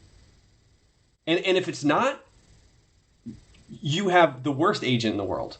I don't know how you can have a contract with your name on it and your style, very clearly your style, and the animation style somehow is like not what it is. Even if it was a lower budget, then you would just then you would get a shorter order or a shorter runtime or something like that.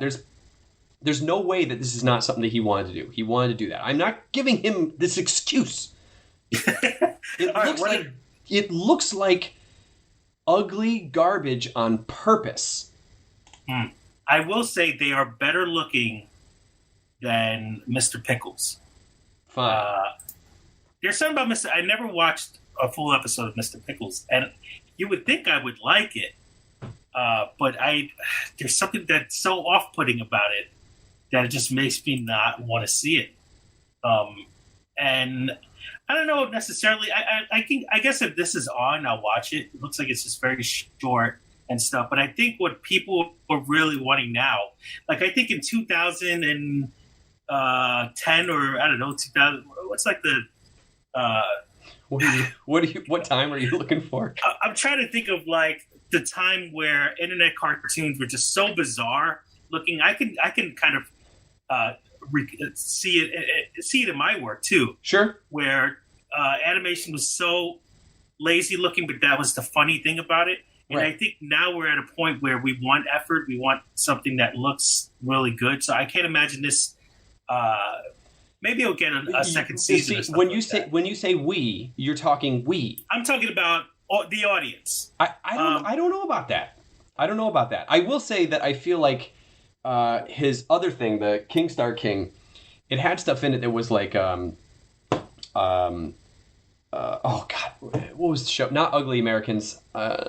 Super Jail? What about the prison? Super Jail. So Jail had these crazy animated sequences that were incredibly violent and very elaborately animated, elaborately drawn. And it's like King Star King was like, let's do that, but like all the time, like just constantly. Great. That's okay. the thing. They had a couple of episodes. But what's that? They had a couple of episodes, but they only showed the pilot, and then later on, the rest of the episodes online. So if that wasn't successful, well, I don't know if it was successful or not. I wonder if it was actually just a thing that maybe for some reason they couldn't find a way to put it in there. I don't know. It doesn't necessarily mean that it's not popular. But why would he get this? If that was not popular at all, why would he get this show? A show with his fucking name on it. Easier to produce. So maybe not as much money. It's so funny. I keep trying to click away to go watch, to show the thing as you're talking. And it just has the subscribe end card that is like a minute long. Yeah, I think it's easier to make. And they probably don't have to spend as much doing this. Well, yeah, sure. Not a lot of in-betweens and stuff like that, you know. And they probably, I don't know. Yeah, it probably goes from storyboard to animatic and then immediately into this. I understand the reason that it's being made. I'm saying if someone makes a show and it shows the pilot and it is not popular at all and gets dumped on the internet, the next thing that happens to that person's career is they don't get another show with their name on it. There had to be something that they saw that was like, okay, we really like this. It had to be. But do you think there's also like an FU to them where it's just like, I'm going to make something so bad and it backfired and they're like, we love it. Yeah, maybe. I don't know. I mean, that happens. That's true. You know? That's true. It happens. Anyway, the reason I put this one last is because it's on Adult Swim. Lamont is asking. So the reason I put this last is because, first of all, I knew I didn't like it. I didn't know exactly how you felt about it, but it's not just the animation or the story or lack thereof, if there is, or the fact that it's taking from Grimm fairy tales. It's the idea that these are the shows that are getting greenlit specifically because they're trying to get adult animation viewers, and there is a certain crowd of, they're basically hipster animation who want to be. It's like the punk rock hipsters. You know what I mean? It's the guys who are like, you know, just very, very gentle and genteel, and get like face tattoos and stuff, and they want to be badass. They want to look badass, and the most badass thing that they can do is watch a disgusting cartoon. This is like where I think it kind of comes in. Well, do you think it's Adult Swim trying to go back to their roots of Aqua Teen Hunger Force and 40-ounce mouth? It's so funny that because I'm not kidding. I was going through Roku. I was it was a few days ago, and I woke up like really early in the morning, and I was like, I'm going to put something on and probably go back to sleep. I did not, but I forgot that I had downloaded the Adult Swim app or channel or whatever on Roku when we were living together. It was just like down there, and I was like, oh, I'll check that. So I clicked on it. Much better app now, by the way. But I clicked on it, and I saw Aqua Teen Hunger Force. I was like, I used to watch Aqua Teen Hunger Force. I'll pick just a random season somewhere in there. Let's say like somewhere a couple seasons before the movie, maybe, because I saw the movie. But clicked on it, started watching it. Ooh, man. They are... Does it hold up? It does not. A product of their time. The voice acting is still great. And I think that was the era of stuff looking bad. Yeah. Like on purpose. But there were still some things that were really good. Like they would have some flourishes of, there's this vampire character who would turn into a bat, and it was this kind of cool animation of him turning into a bat, and just flew around. It's just After Effects, and then kind of came back. But they would throw a remote, like Master Shake would throw a remote, and it would land on the ground. It would just go into a stock explosion. Yeah. And it was clipped out really bad. Like that's clearly on purpose. That's done on purpose. I don't know how long it took them to do it. It was probably a very small staff. But that was the era of Adult Swim where that felt punk rock. Because that, at the time of early Adult Swim, this is just like, you knew that it was a relatively small staff that was trying to do what they could with the block that they had and trying to do something different. Let's just do something crazy. What do we want to do? What do we want to see? Let's do something wild. That's what that felt like. So it's like a pirate radio kind of situation. These now don't really feel that way. It feels more like new punk. I mean, it's like that's what it feels like. This feels like the Sum 41 to the Ramones. Plan. Do you know what I mean? Where it's like this is, I don't know. Yeah, it's like Adult Swim is saying like, yeah, we're still us. You know, we're still doing the same thing. There is, but like, and can you imagine if or if Rick they and just Morty, think that's their brand and they need to stick to it? Can you imagine if once they picked up Rick and Morty and they left it the same way that it looked when it was online when it was being the you mean the short? The Doc and Marty short. I think it was on Funny or Die or one of those channels, Channel 100 or something like that, 101 or I don't know, something like that. Channel 101. But can you imagine if they kept it like that and that same I can style. totally on a channel that showed fucking what was it, 12-inch mouse, 12-ounce mouse, yeah, whatever that show was. Yeah, anyway, I just like this to be successful. Yeah, because it will open the door for me to do. And I'm not knocking my own work. Sorry, I clicked away just as you got just as you did, so they didn't even see you do that. Okay. What they saw was a recommended video title card. I said it would open the door for me, and I'm not saying like I'm a bad animator, but no, you have your style and you have something. No, I know what you're saying. So if they continue to have something that is a bad on purpose kind of thing, and that kind of starts developing again on that channel, I'd be happy to sell out and make something similar. I think that I see. Here's the weird thing: is that I think what you're talking about is if you were to animate something all by yourself. This is the problem: is that they have a team of people, a team of talented animators, who are now stuck animating something that looks like is designed basically to look like one person made it over the course of a couple months to put it up on Newgrounds. And that's not a knock on Newgrounds. That's a thing. That's the punk rock part of it. This is how I draw. I don't know how to draw anything other than this. This is as good as I can do, right?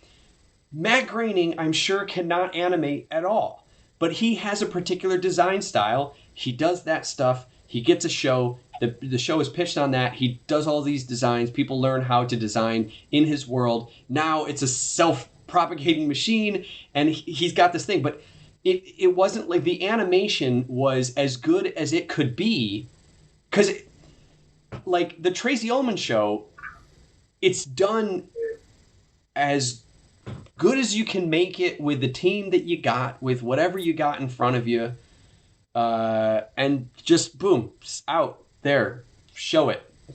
That gets picked up. Now you have a studio, and now it needs to look like a show. Yeah. That is not the way that this is going. Now what's happening is they're looking at it going, we want a creator who has a particular style, and not only do we want it to look like that style, now we're going to move like that style, which is some sort of like, it's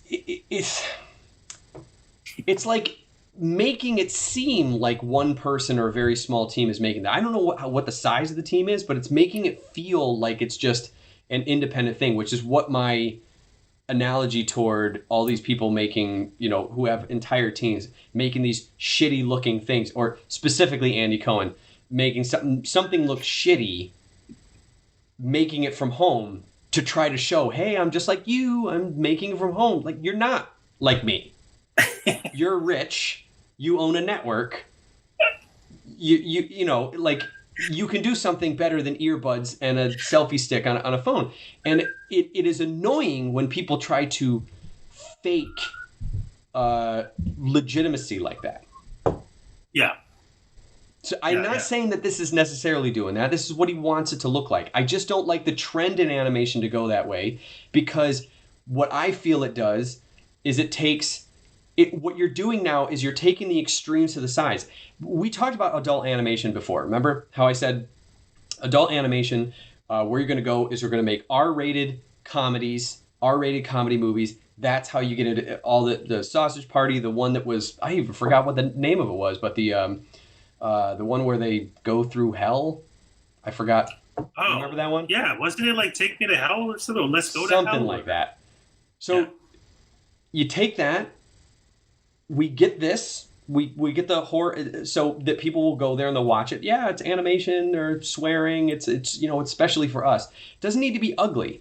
It just needs to be something that communicates to the audience this is adult. I feel like we're way past that now. We have years of that now. We're way past that. You don't need to do that. Love, Death, and Robots. You don't need to just have nudity, violence, and swear words, curse. I don't know. It's like bad language. Yeah. You don't need to do that in your stuff just to show that this is an adult thing now. And what you're doing is you're taking, everything that looks like a kid's movie, your road trip thing, it's families, and you're like, it's, made for kids. That was your initial reaction, was that this is a kid's movie. But what you really meant was this was a family movie. You watch it with a family. But I do feel like it was not marketed at young kids. It's probably marketed at kids that are, just entering their teenage years, something around there, and that will go with their parents. Like, I do feel like there is a market for that, and for kids, for younger kids, and for older adults or young parents, things like that. They have a market there, I feel like, for that movie. What this is doing is it's separating these two to go kids movies over here, adult movies, adult animation over here, and then you don't get any of the finer stuff in the middle, and that's what we want to work toward. And I feel like we have enough of this to show what adult animation is. Adult animation is at its American Pie phase. Remember when American Pie came out? It shouldn't be, though. We've had years of it already. Road Trip and Euro Trip and all these other things following it, and it's still there, and it should be able to move on into other things, especially now that Netflix is playing more like adult stuff, like BoJack Horseman and all that stuff. Right. That's where it lands. Yeah, it's very limited, and even in the 90s, Adult Swim now doing this stuff, which should have been greenlit 10 years ago. Do you think, like, if this had a better story, let's say it wasn't a fairy tale thing, and it was a continuous story with characters that you follow throughout it, then it would just be gross-looking disenchantment. It would be badly animated over the garden wall. So I would love if they actually did that. They just recreated over the garden wall like this and just said it's better. Like purposely mocking the fact that it looks crappy. But sure, no, never mind. But I want to go back to this one thing though. I want to go back to Solar Opposites real quick, because if you see Solar Opposites, like, I think what I was mentioning about this was it was Rick and Morty, right? It was what I didn't like about Rick and Morty for the most part, but also how I just feel like it had a really good joke to start off with, and then from there it just feels like, well, now it's just going to be kind of nonsense storyline. But look at the animation though. The animation's good. The colors are good. The designs, I'm not a fan of the Roiland pupils, but whatever, that's his design style. He's got a very particular design style. So great, they stick with that, and it's well done. I don't know what the story's going to be like, but you look at that and go, that is gross. It's it's violent, but it's not the same type of gross, badly animated kind of designs as the fairy tales. Yeah, it could still be syndicated and shown on like Fox or something eventually, or something like that. But the fairy tales is strictly for Adult Swim, and I could actually see the fairy tale thing being like a music video or something. Radiohead. what's the name of the song? Paranoid Android. Paranoid Android. Yeah. Yeah. It's and Paranoid Android was he Danish or Dutch? It was a cartoonist. Yeah. He had shorts, I think, on Liquid Television or something. Yeah. So Robin shorts. And that's a great example, because that's a particular style that particular guy had, and I think we talked about this when we did our top 5 animated music videos. Oh yeah. We talked about this, how they didn't even give him the song. They just told him how long it was, and I think gave him music but no lyrics. So he had no idea what Paranoid Android was. He had no idea what the lyrics were. Just said, just make something. And they gave him carte blanche to do whatever he wanted, because Tom York loved his stuff, and that was it. He's like, I got this 7-minute song. Will you do an animated short that will play, I guess, along with the song? Because it had nothing to do with the song at all. And so he just made it. That is rock and roll, people.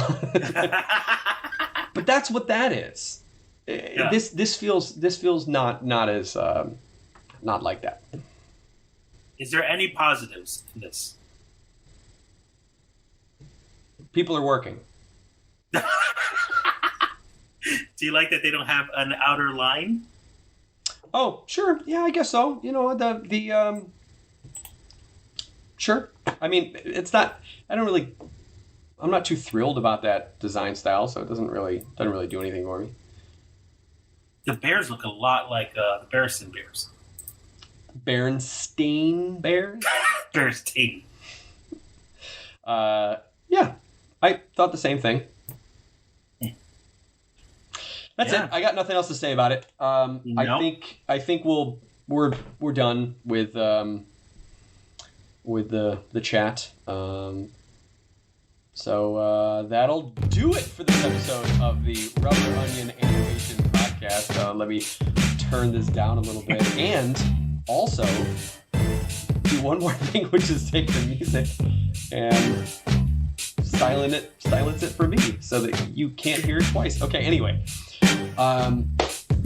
Yeah, sorry about the music kind of blasted in there for a second.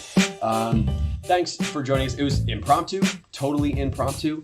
And we did a 2-hour show and had chat on here and everything. It was good. I want to know what you guys think about that. I'm going to hand it over to my friend, fellow editor, and co-host, Mr. Rob Yofo. Tell them how they can follow you on the internet while I look for what suggestions they had for episode titles. All right, so it's at Rob Ufo, and Facebook and Instagram, and you know what? I'm going to throw in the TikTok here because there's enough celebrities now, and I'm not saying I'm in that same category, but it's less embarrassing now for me to say that. I do like to put out different content there. I'm not dancing or anything. I'm not doing any of the latest trends. I'm just doing some cool, fun animation that actually gets some views because I posted something on YouTube. I posted my battle on YouTube, and it's like I got one comment, so I give up. But if you want to go comment on it, it's youtube.com/Anthrax. Yeah, and but mostly Instagram is where I post a lot of my content. Stephen Brooks, are you ready to say your info? No, you can keep vamping. Oh, I'll keep vamping. Yeah, I've been thinking a lot about YouTube and what I want to do with it. I thought about deleting all my videos and starting fresh, but I feel like it is a wasteland for me. Yeah. And there's nothing really there, and it's not going to grow. It's not going to do anything that I really want. And I don't want to put in the effort in something that's going to tank, because I know it's a guaranteed tank. So, I mean, I will do it. I'm going to do it like the way anybody just throws garbage into their storage unit. They open the door, it's dark in there, they throw in a box, and then they close it, and that's it. I'll put content there. But I'm not going to make like a special design card for it. So what do you call it? Title card or stuff like that. I'm not going to put in the bells and whistles, as they say, because it's it's kind of really disappointing. But I feel less disappointed now because I feel like YouTube is the corporate monster that it is now. So it's just like it's. Okay, you can shut up now. Oh, thank you. I'll save the rest for my therapist. Okay. Well, I'm Stephen Brooks. I'm the RubberOnion. As you know, you can follow me at RubberOnion everywhere. I'm not going to go through the whole list, but follow Animation Battle at Animation Battle on Instagram, because that is where the RubberOnion animation battles are. And the battle deadline for March has been extended to this weekend, which I'm saying this Sunday. I'm gonna make the Sunday.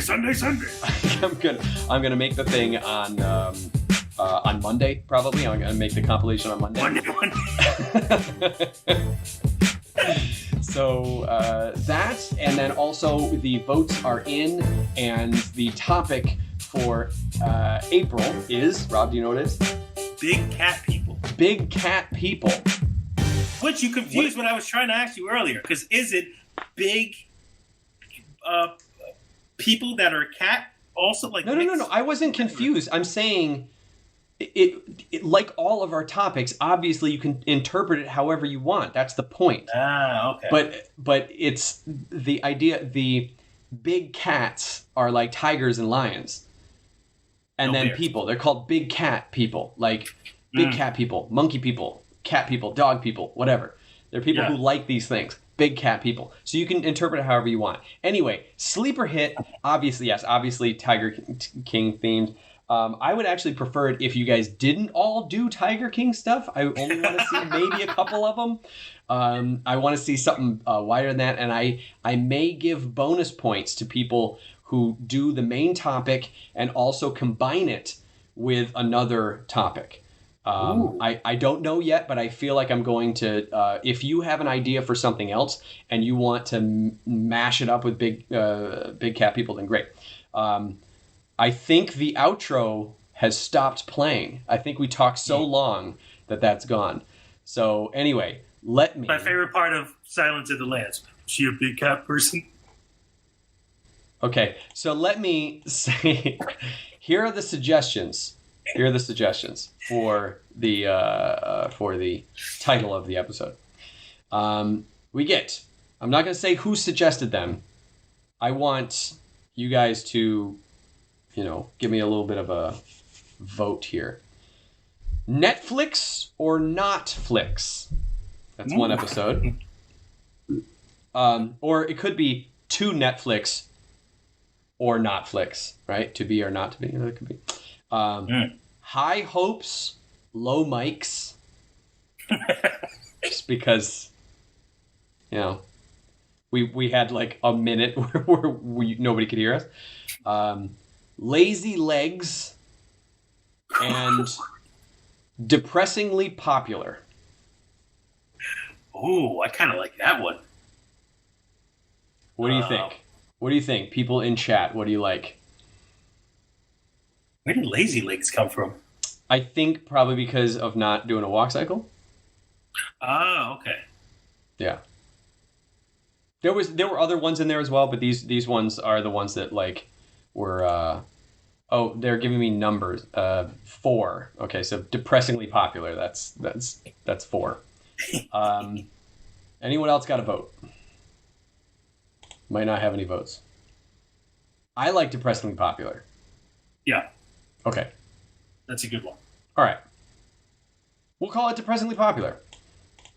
Lazy so legs that one was submitted by Ronnie. Ron Tron. Thanks a lot, man. Okay. So that's it. Music's over. Show's over. We got a show title. Thanks for joining us, everyone. Cool 2 hours and almost 10 minutes. Look at that. Ooh, it was a rocky start for me, but I think it was a very rocky start for you. I think I redeemed myself. Sure. Let's call it redeeming yourself. Well, I said more things. That's true. I said sentences that actually went together and kind of worked sometimes. That's what sentences are. Yeah, you put them into paragraphs. So now, as we go away, watch this cool new transition that we have as we say goodbye. Thanks for joining us. Bye.